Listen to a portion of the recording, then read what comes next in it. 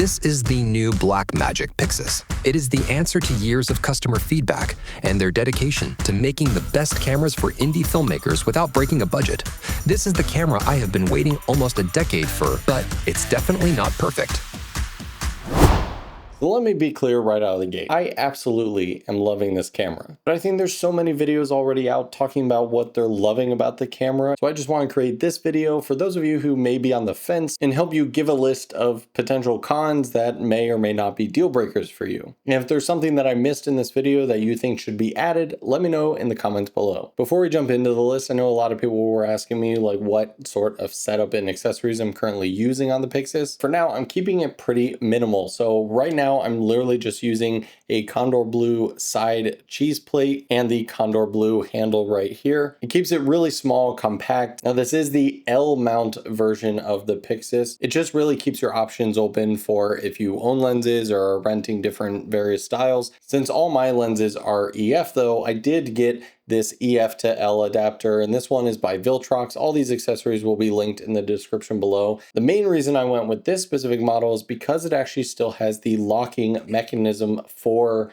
the lens. For monitors, currently I'm using my old Portkeys BM5 Mark II, but let's all be honest here, we're all pretty much waiting for the PYXIS monitor to come out because that's instantly going to replace any third-party monitor that I'm going to use. Now, speaking of the PYXIS monitor, obviously once I do that, I'm no longer really going to be using these two SDI ports. So I looked on Amazon and I found these little BNC and SDI cover plugs. They do lock like a normal SDI cable. So you fully rotate it, you lock it on, and it matches the aesthetic of the SDI ports. In terms of batteries, Core actually sent me these months ago to use once the PYXIS came out. Yeah, this is the 98 watt hour version. And although it does stick out, I love being able to just throw on a battery. So yeah, those are all kind of the key basic accessories I've been using for the PYXIS. I'm still very much playing every day with different rigging options and kind of finalizing stuff. So I'll definitely do like a multi-level rigging video in the future, but I just wanted to show you what accessories I had for now. So now on to the 5 reasons that I'm not really liking the PYXIS, or at least where I'd like to see both software updates as well as physical updates in the next version. The first one is kind of surprising, but could potentially be a simple fix, and that is no screen rotation. A couple software versions ago, the Pocket cameras got the ability to rotate the entire user interface anytime you turn the camera because it has a gyro inside. PYXIS has a gyro as well.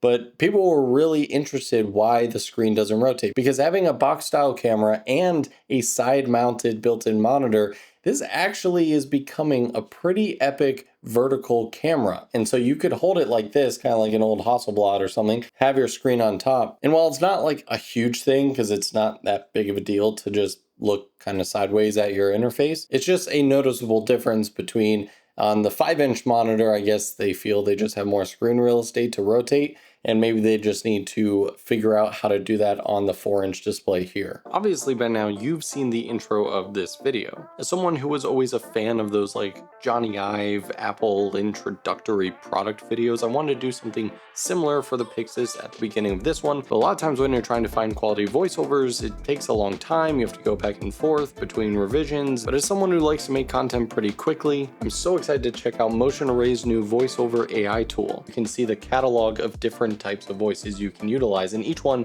has a various description of what that style of voice is. I feel like this matter-of-fact voice is very on par with what I'm trying to go for. It's sharp, it's precise, and it's professional. It even has support for multiple different languages. So once you've finished typing out your little script there, but now I'm just going to go ahead and hit generate. And in literally like 15 seconds, we have a fresh AI voiceover. This is the new Blackmagic PYXIS. I think what I'm going to do is essentially have to trick it to say PYXIS correctly by just typing out phonetically sounding way of PYXIS, P-I-X-I-S. And for motion, I'm going to do optimistic.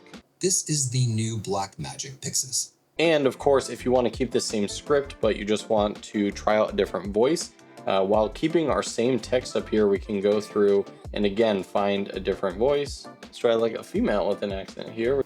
This is the new Blackmagic PYXIS. It is the answer to years of customer feedback.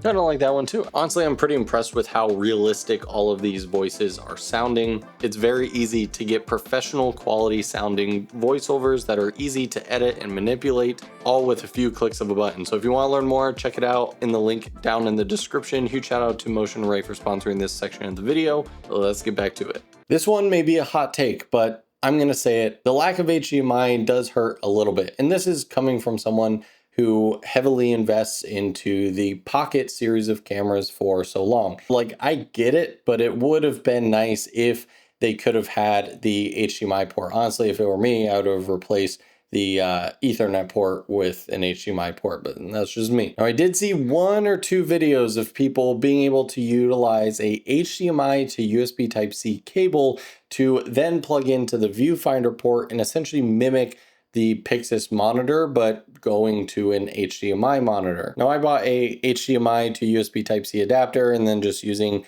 a short HDMI cable, tried to get this to work, and apparently you don't have to change any settings or anything. You just plug it in this front USB-C port and then go to an HDMI monitor and it works. Unfortunately, I haven't been able to replicate it. For stuff like this, you kind of unfortunately just have to buy a bunch of different types of cables and see which one works. And so if any of you have, please let me know in the comments below which one you purchased here in the US, because the video that I've seen of the guy doing it is from the UK. He has a UK Amazon link and it's not available to buy in my area. So that could potentially be a fix for any HDMI monitor people, but I'm just waiting to get a proper cable or adapter that's gonna work. Next up, we have this little lock button right here. Now, I love the fact that they have a lock button because there are many times where you're holding a lens and your palm accidentally touches the screen. So you have a way to not allow that to happen. The problem is that it doesn't only just lock the screen, it locks all of the buttons, including the record button. I just wish there was some settings where you could toggle some, what this lock button is actually locking up. Is it just the screen? Is it the function buttons? Is it the record button? Is it everything? Because if you have it locked, then it's nice, but then to hit record, you have to unlock it, hit record, lock it again, and then go. And maybe that's something you like, so you don't accidentally stop recording as well.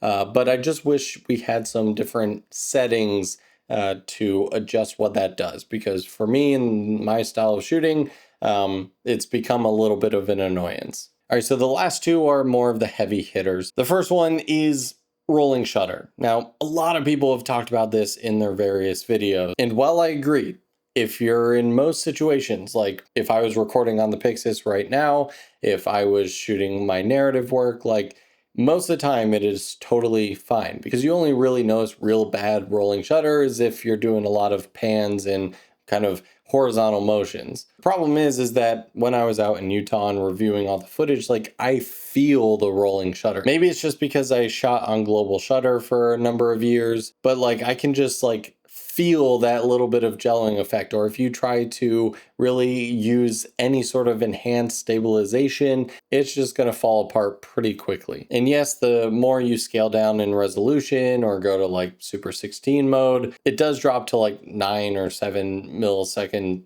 rolling shutter, whatever the tech spec is. Although Blackmagic, if you're listening and you have to choose one or the other of like getting better rolling shutter or higher dynamic range, I'll take the higher dynamic range, like 15, 16 stops, that would be nice. And finally, the biggest one for me that is probably the most potential deal breaker coming from my 6K Pro is the lack of internal NDs. That just got me so spoiled over the years. I feel like most cameras coming out now have some type of internal ND. I did just pick up this Polar Pro matte box with a ND, and if you get the polarizer, then it's variable ND, which is nice. So I basically just have to remember this wherever I go. But if you're into super minimal setups where you just want to attach a lens and don't want any filters in front of it, then this is going to be something that is a struggle. You have to sacrifice your shutter speed like on the Blackmagic camera app. So you either have to go back to a matte box or just one of those screw-on filters depending on your lens. Now in Utah, I was using Armando's PL adapter. I think 𝗦𝗧𝗨𝗙𝗙. 𝗦𝗧𝗨𝗙𝗙, whatever brand it has. Like, it's a purple adapter. They look super cool and they're pretty pricey, but they're really nice adapters. And one of them did have a drop-in variable ND filter. I wish they made a EF version, but if you have PL lenses and you're gonna miss internal NDs, that is probably the closest you're gonna get,